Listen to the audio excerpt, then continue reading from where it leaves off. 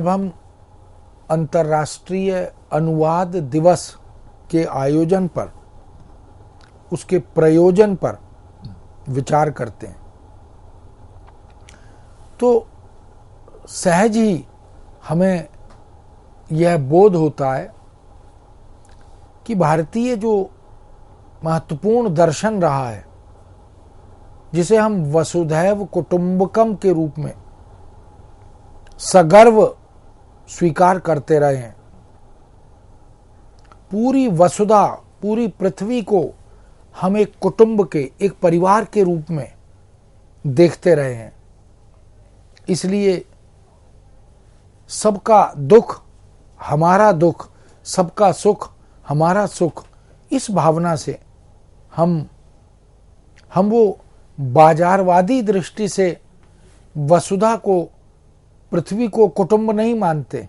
हम तो संवेदना के धरातल पर, आत्मीयता के धरातल पर, मानवता के धरातल पर इस पृथ्वी को, इस पूरे विश्व को एक कुटुंब, एक परिवार के रूप में देखते रहे हैं।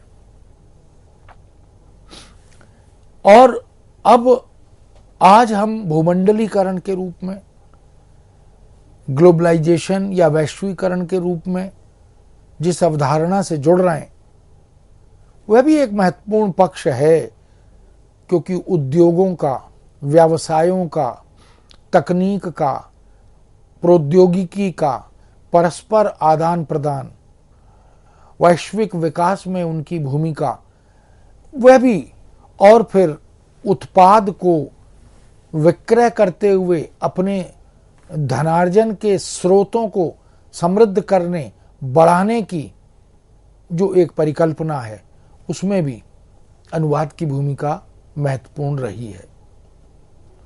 इसलिए बात चाहे संवेदना के विस्तार की हो या बाजार के विस्तार की हो, अनुवाद वास्तव में हम जानते हैं कि एक तरफ रोजगार से, रोजी रोटी से, कामकाज से, उसके विस्तार और विकास से जुड़ा हुआ है, और दूसरी तरफ भारतीय वैश्विक संवेदनाओं के आदान प्रदान से, मूल्यों के प्रसार से, प्रचार से जुड़ा हुआ है।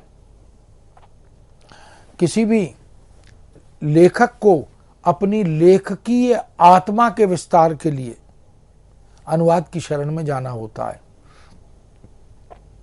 अनुवाद रचना और रचनाकार को कूप मंडूक बनने से रोकता है और वह उसे एक वैश्विक समुद्र में उतारता है।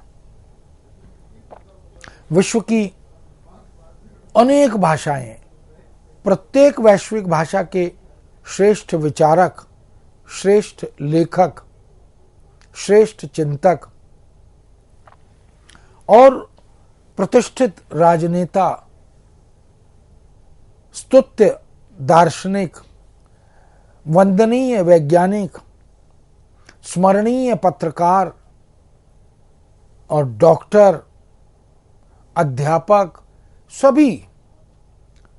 सभी की यह इच्छा होती है कि उनकी उपलब्धि को, उनकी शोध को, उनके ज्ञान के क्षेत्र में किए गए अवदान को, उनकी नई नई स्थापनाओं और मान्यताओं को विश्व तक पहुंचाया जाए, ताकि विश्व के सभी मनुष्य उससे लाभान्वित हो सकें, उससे उपकृत हो सकें। वास्तव में अनुवाद भाषाई बैरियर उनको तोड़कर, उनको लांघ कर आगे वस्तु को, विषय को, ज्ञान को, विज्ञान को ले जाता है। वह अपनी उपलब्धियों की कीर्ति के साथ साथ विश्व नभ पर उस ज्ञान को अवस्थित कर देता है। वह चाहता है कि उसके प्रदेय का देश विदेश की अनेक भाषाओं में अनुवाद हो। इसलिए वैज्ञानिक हो या लेखक हो, विचारक हो अथवा चिंतक हो, सभी की यह उत्कट इच्छा होती है, यह अभिलाषा होती है कि जो सृष्टि के लिए, जो मानव संस्कृति के लिए उसकी खोज है, उसकी स्थापना है, उसकी नई व्याख्या है, वह सभी तक सहज उपलब्ध होनी चाहिए। इसलिए भाषा, जाति, धर्म, समुदाय, राज्य या राष्ट्र आदि सबकी सीमाओं को लांघकर, सबसे ऊपर उठकर, लोकोत्तर धरातल तक जाकर उनका अतिक्रमण करते हुए या तो रचना को वह अन्य भाषाओं में भिजवाना चाहता है। रचनाकार की यह उत्कट इच्छा होती है कि अन्य भाषा भाषी विश्व में बैठे हुए सभी मनुष्य इन भाषाई बैरियरों को तोड़कर अनूदित रूप में उनकी रचनाओं का अध्ययन करें और ये रचनाएं उन तक निर्बाध गति से, बिना किसी अवरोध के सहज रूप में पहुंच जाएं। और यह सब कुछ अनुवाद से ही संभव है। इसलिए अनुवाद को एक सेतु की तरह, एक पुल की तरह स्वीकार किया गया है। और सेतु लोकहित के लिए, जनहित के लिए, राष्ट्र और विश्व हित के लिए बनाए जाते हैं। यही कारण है कि अनुवाद में वास्तव में संवेदनाओं और स्पंदनों को जोड़ने का काम किया जाता है। एक समेकित भावलोक खड़ा किया जाता है। इस दुष्कर दुस्साध्य कार्य को भाषा साधना से ही साधा जाता है। इसलिए अनुवादक एक साधक होता है जो शब्दों की, जो भाषा की साधना करता है। एक तरह से अनुवाद करने वाला व्यक्ति परकाया प्रवेश की साधना से गुजरता है। यह परकाया प्रवेश बहुत विरले, विलक्षण साधक ही कर पाते हैं। सभी के लिए यह संभव नहीं होता, क्योंकि यह श्रम साध्य होता है। इसीलिए कहा भी गया है, कबीर ने, हिंदी के संत कवि, उन्होंने ध्यानाकृष्ट किया, यह तो घर है प्रेम का, खाला का घर नाई, शीस उतारें भुई धरें तो यही घर में जाई। ये जो भक्ति मार्ग है, ये जो भगवत भक्ति को प्राप्त करने का मार्ग है, ये कोई खाला का घर नहीं है। खाला माने मौसी। मौसी के घर में और माँ के घर में कोई अंतर नहीं होता, क्योंकि मौसी तो माँ सी होती है। इसलिए कोई अनुमति, कोई गेट पास उसके घर में जाने के लिए नहीं चाहिए होती।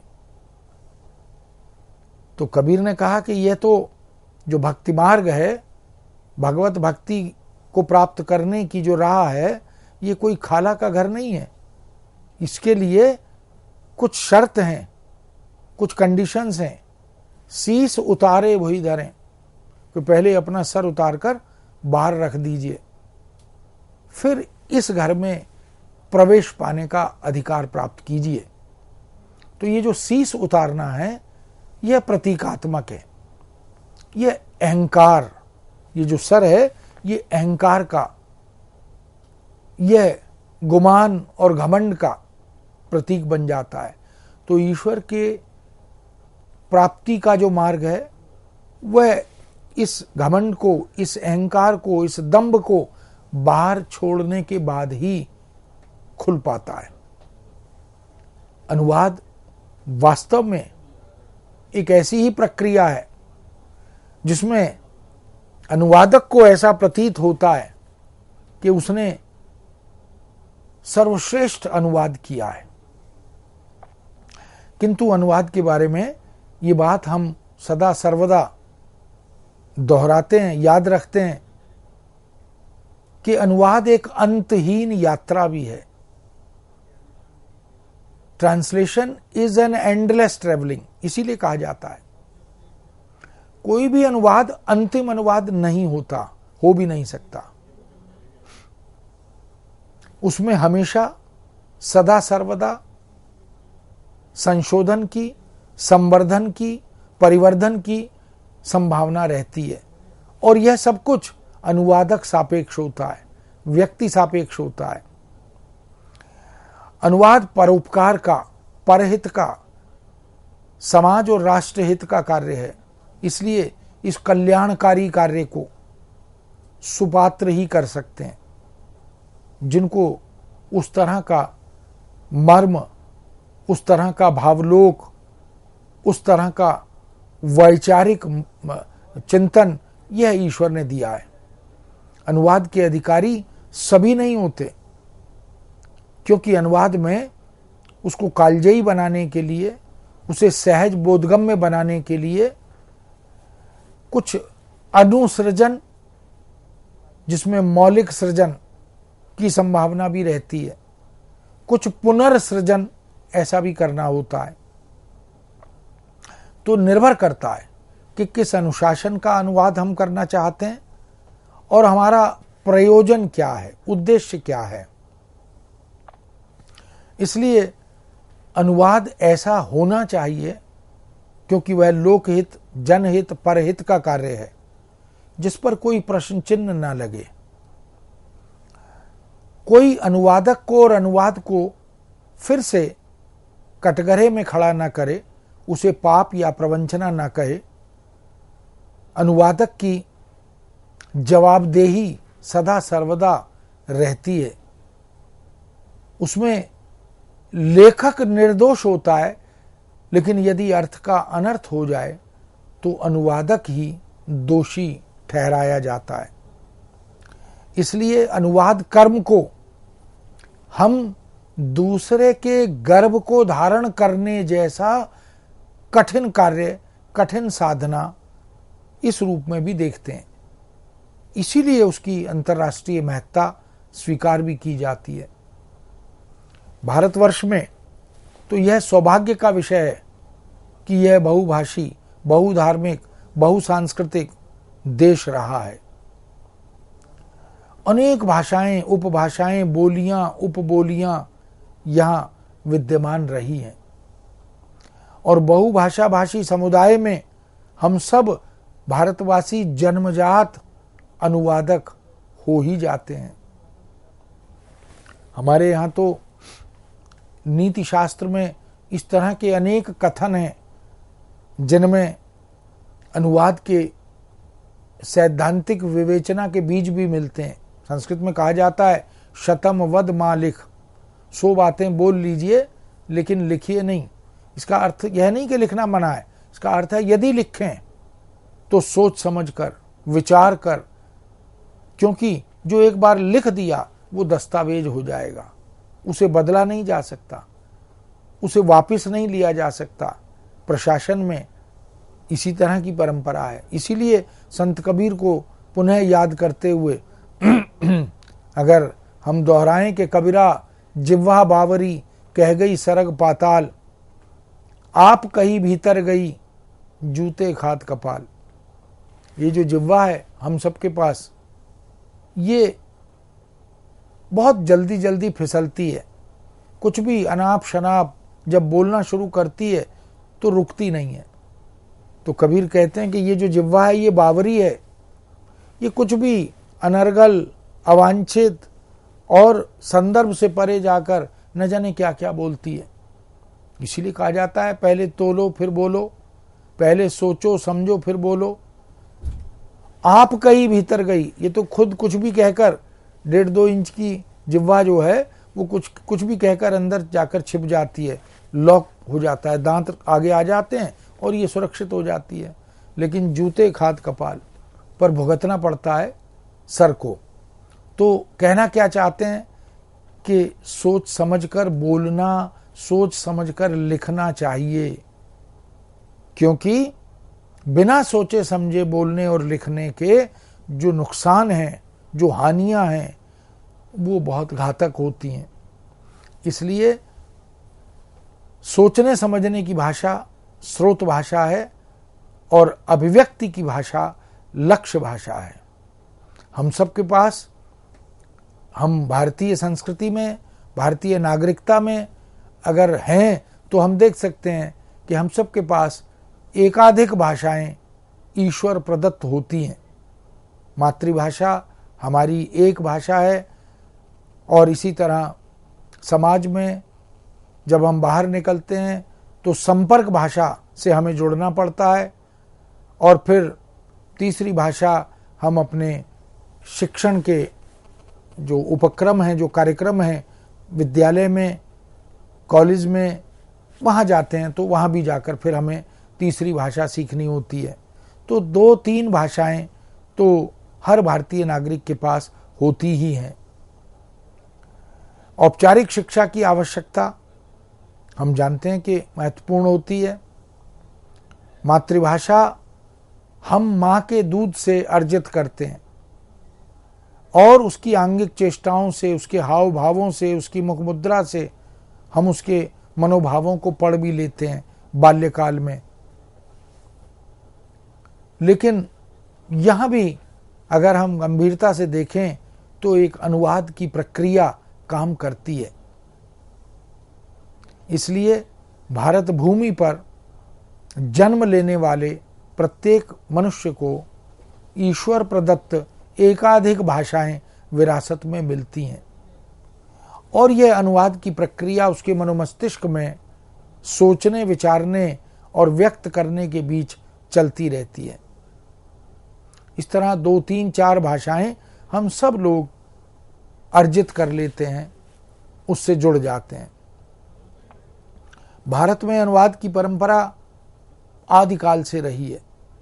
यहाँ का प्रत्येक नागरिक जन्मजात अनुवादक ही होता है, लेकिन अनुवाद को वह विधिवत उस औपचारिक रूप में, उस अनुशासनात्मक रूप में धीरे धीरे समझ पाता है आगे जाकर। इसलिए उसकी प्रासंगिकता भी उसे धीरे धीरे समझ में आने लगती है। व्यवसाय में, ज्ञान विज्ञान में वह जब उसकी उपादेयता को देखता है, कार्यालय में और विज्ञान की अलग अलग शाखाओं में जब उसकी उपादेयता को देखता है, तब वह यह जान पाता है कि वास्तव में एक सफल व्यक्ति और व्यक्तित्व के लिए, एक सफल समाज और संस्कृति के लिए, एक सफल राष्ट्र और विश्व के लिए अनुवाद की भूमिका असंदिग्ध है। हम देख सकते हैं कि अनुवाद वास्तव में साहित्य और संस्कृति में ही नहीं, आर्थिक क्षेत्र में, अर्थशास्त्र आदि, वाणिज्य के क्षेत्र में और इन सब के साथ साथ उद्योग आदि के क्षेत्र में, आयात निर्यात आदि के क्षेत्र में, इन सब में अपनी भूमिका सिद्ध कर चुका है, असंदिग्ध बना चुका है। इसलिए चाहे मानव समुदाय और उसकी संवेदनाओं का प्रश्न हो और चाहे बाजार और अर्थशास्त्र, वाणिज्य आदि का क्षेत्र हो, सभी में अनुवाद ने अपनी भूमिका उल्लेखनीय रूप में उद्घाटित की है। अब तो इस भूमंडलीकरण के, इस ग्लोबलाइजेशन के युग में कविताओं का अनुवाद प्रचुर मात्रा में, वैश्विक भाषाओं में लिखी गई कविताओं का अनुवाद हो रहा है, परस्पर अनुवाद हो रहा है। अगर फ्रेंच से अंग्रेजी में, अंग्रेजी से हिंदी में, या फ्रेंच से सीधे हिंदी में, फिर हिंदी से तमिल, तेलुगु, उड़िया, मराठी, गुजराती आदि में, इस तरह हम काव्य के मर्म से, काव्य की संवेदना से दुनिया के धरातल पर अब अवगत हो रहे हैं, परिचित हो रहे हैं। कहानियों के अनुवाद हो रहे हैं, उपन्यास और नाटकों के अनुवाद होने लगे हैं। बड़ी मात्रा में अब देश विदेश की रचनाओं में हम ये परस्पर अनुवाद का बोध स्पष्ट रूप से देख पा रहे हैं। संस्मरण हो, रेखाचित्र हो, यात्रा वृत्तांत हो, डायरी लेखन हो, एकांकी साहित्य हो, सूक्तियों के, मुहावरों के, कहावतों के, लोकोक्तियों के अनुवाद, इन सब से भी हम भाषाई संपदा से भी अवगत हो रहे हैं और सांस्कृतिक धरोहर और विरासत से भी, सुदीर्घ जीवन अनुभवों से भी दुनिया के हम अवगत हो पा रहे हैं, परिचित हो पा रहे हैं। साहित्यिक और साहित्येतर अनेक क्षेत्र, उनमें अनुवाद कर्म ने युद्ध स्तर पर अनुवाद क्रांति पैदा कर दी है। अनुवाद का यह स्वरूप, उसकी यह बहुआयामी परंपरा भारत में प्राचीन काल से हम देख सकते हैं विद्यमान रही। संस्कृत के वैदिक, औपनिषदिक, पौराणिक साहित्य से हम इस अनुवाद की परंपरा को मध्यकाल तक आते हुए देखते हैं और मध्यकाल में बहुत से संतों ने संस्कृत और पाली भाषा से प्रचुर मात्रा में अनुवाद किए। दर्शन, धर्म, नीति, ज्योतिष, व्याकरण, ऐसे बहुत से ग्रंथ उनका अनुवाद हुआ। नाट्य रचनाओं के अनुवाद हुए। यही नहीं, रामायण का, गीता का, औपनिषदिक साहित्य का बहुत सारा अनुवाद हुआ। युद्ध शास्त्र, धर्मशास्त्र, नीति शास्त्र, इनके अनुवादों ने यह सिद्ध किया कि अनुवाद की एक सशक्त परंपरा हमारे भारतीय समाज में, भारतीय साहित्य में विद्यमान रही है। बहुत से ग्रंथों का युगीन भाषा में अनुवाद जन जागरण की दृष्टि से, 19वीं शताब्दी में भारतीय प्राचीन ग्रंथों के अनुवाद, इनके साथ साथ पश्चिमी साहित्य और विशेषकर अंग्रेजी की अनेक महत्वपूर्ण रचनाओं के अनुवाद हमारे बड़े बड़े रचनाकारों ने किए। भारतेंदु हरिश्चंद्र युग की बात हो या उनकी अपनी, महावीर प्रसाद द्विवेदी युग की बात हो या छायावादी युग की बात हो, सब में प्रचुर मात्रा में ये साहित्यकार पत्रकारिता का और अनुवादक का धर्म भी एक साथ निभा रहे थे। बहुत से भारतीय साहित्यकारों ने अंग्रेजी, संस्कृत, बंगला, मराठी, गुजराती, तेलुगु, तमिल, मलयालम, पंजाबी, उड़िया आदि अनेक भारतीय भाषाओं के साहित्य को हिंदी में अनुदित किया और फिर हिंदी से परस्पर आगे और विदेशी भाषाओं में अनुवाद की यह परंपरा, यह सिलसिला विधिवत चलता रहा। इसलिए राजनीतिक चेतना, राष्ट्रीय एकता, अखंडता, सांस्कृतिक नवजागरण, इन सब में अनुवाद और अनुवादकों की भूमिका चिरस्मरणीय बन गई। आज पूरे विश्व में अगर हम देखें तो दुनिया को एक ग्लोब, एक विलेज के रूप में, गांव के रूप में देखा जा रहा है। विश्वग्राम की परिकल्पना अब मीडिया आंदोलन और संचार क्रांति से साकार हो भी रही है। विभिन्न समाजों को, अलग अलग उनकी संस्कृतियों को साहित्य के माध्यम से व्यक्त या उजागर भी किया जा रहा है। बहुत सी सांस्कृतिक धरोहर अनुवाद द्वारा एक भाषा से दूसरी, दूसरी से तीसरी, यानी सीधे अनुवाद या प्रकारांतर से अनुवाद, अनुवाद से अनुवाद, यह सिलसिला भी अब बहुत तेजी से आगे बढ़ गया है। इस तरह वास्तविकता यह है कि अनुवाद भाषाओं का ही नहीं, संस्कृतियों का भी होता है।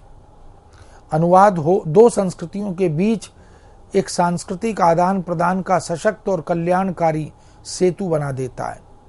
ऐसे में अनुवाद को हम सांस्कृतिक प्रदेय के रूप में, संरक्षक के रूप में भी देखते हैं। इसलिए यह जो ट्रांसलेशन शब्द है, ये वस्तुतः अनुवाद के माध्यम से ट्रांसरिलेशन बन जाता है। इस आधार पर हम देख सकते हैं कि अनुवाद की जो जानी मानी कृतियां हैं अनुदित रूप में, जिनको हम पढ़ पाते हैं, जिससे हम दुनिया के बड़े बड़े रचनाकारों को जान पाते हैं, यह इसका क्रेडिट, इसका श्रेय अनुवाद को ही जाता है। बहुत सी अनुवाद को प्रोत्साहित करने वाली संस्थाएं इस दिशा में काम कर रही हैं। बहुत सी ग्रंथ अकादमियां इस दिशा में काम कर रही हैं। साहित्य अकादमी, नेशनल बुक ट्रस्ट, प्रकाशन विभाग, भारत सरकार, IIT, CTEC और गृह मंत्रालय, इसके भी माध्यम से भारतीय अनुवाद परिषद या चिल्ड्रन बुक ट्रस्ट, ऐसी बहुत सी संस्थाएं हैं जो देश में अनुवाद और अनुदित रचनाओं को आगे बढ़ा रही हैं। रोजी रोटी की दिशा में अनुवाद ने अनुवादकों के अनेक पद सृजित किए हैं। हिंदी अधिकारी, तत्काल भाषांतरकर्ता, भाषाओं के निदेशक, उपनिदेशक आदि वो भी अनुवाद के माध्यम से राष्ट्र के उन्नयन में, विकास में अपनी भूमिका निभा रहे हैं। अब अनुवाद कंप्यूटर से इलेक्ट्रॉनिकल जो ऐप बन गए उनके माध्यम से भी होने लगा है। धीरे धीरे मशीनी अनुवाद यह भी एक सपने को साकार करने की दिशा में बड़ी उपलब्धि के रूप में हमारे बीच में आ गया है। इस तरह हम देख सकते हैं कि केंद्र सरकार या राज्य सरकार सभी जगह दूतावासों में, अस्पतालों में, रेलवे, एयरलाइंस, पर्यटन, संसद, विधानसभाएं, पत्र पत्रिकाएं और तमाम तरह के सरकारी गैर सरकारी कार्यालयों में अनुवाद ने अपनी जगह बना ली है।